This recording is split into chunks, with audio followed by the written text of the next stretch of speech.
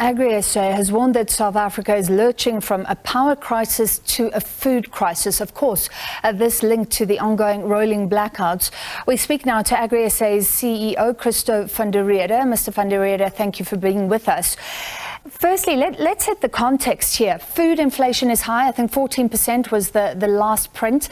And what people are lamenting is that prices in South Africa are going up even when global prices are coming down. Is that all due to load shedding? Yes, it's a combination of factors. Load shedding on the one hand, that has really been a massive cost driver. We've seen farmers now spending most of their money on purchasing diesel generators, investing in solar panels, as well as buying massive amounts of diesel just to get the systems going. For a farmer that's irrigating, they need diesel generators. Solar panels can't do the job. So huge amounts of money that is being invested in the purchasing of diesel as well as diesel generators. But it's not just farmers. The entire value chain is impacted due to the fact that we have a consistent load shedding level 6. Of big concern, obviously, it's the impact of load shedding on your processors as well as your retailers, because all of us just have to fork out money just to keep the food system going. And the big question is, when will government really come to the table to solve this problem? We've heard a lot of promises, we've heard a lot of interventions, but that's all just in theory. When are these things going to play out in practice so that we can reduce the risk of food shedding at the end of the day? Well, you say that there were regulations recognizing food production facilities as crucial, which would mean that they would be exempt from load shedding. Was that under the state of disaster, which is no longer in play? Yeah, indeed. Remember, with the help of our Minister of Agriculture, and I really want to commend her for the actions that she has taken to put a task team together, the task team consisting of Agri SA, Agbus, and a whole lot of other role players in the sector, proposed a whole lot of interventions. But unfortunately, those interventions have not materialized. And there's a number of reasons for that. I think the Minister of Electricity does not have a legislative framework on which he can really push the decisions that he wants to see to come to fruition. He is sort of dependent on the thumbs up from the Minister of Energy on the one hand and the Minister of Public Enterprises on the other hand. And that in itself is a massive challenge. My big question to the presidency is, when are you going to resolve this turf war between these three ministers? Because decisions that are critical to resolve this issue, those decisions are not implemented. Yeah, even the ANC Secretary General has spoken about a turf war at this time of crisis. So are you saying right now no food production facility is currently exempt?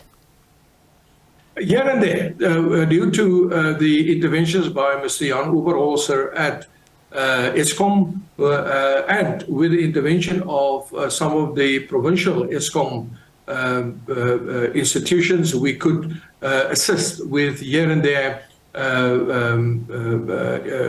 relief for some of the processes.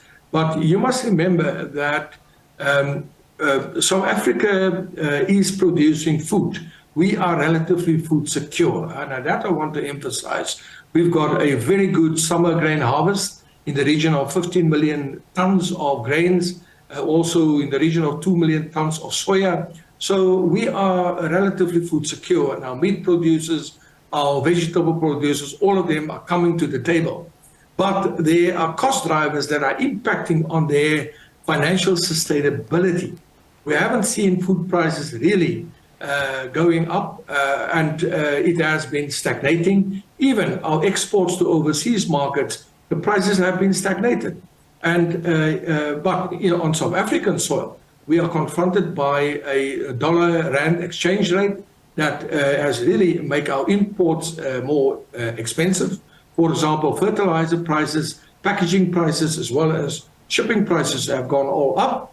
We've seen the opposite trend internationally, But in South Africa, those are the cost drivers that impact on our financial sustainability. On top of that, we've seen a massive increase in the price of electricity, petroleum, also national minimum wage. We've seen the interest rates going up. So you sit with a poisonous mix, and then we expect drier seasons lying ahead due to the impact of La Nina. So all of these things pose a threat to food security. Let's end with this, because of course the exporters sometimes do well, but let's focus on local production. What is the picture in 6 months' time for food consumers, which is all of us in South Africa, if nothing changes? I think our farmers are really going to struggle. I know of farmers that plan to reduce the amount of hectares they are planting, especially within the vegetable sector, because they rely on irrigation. We have also seen food processors struggling at this point in time, and then our retailers. So all of these things will push up the price. And yes, the expected El Nino phenomenon will bring about a drier season. So we are heading for a very troubled period in terms of food production.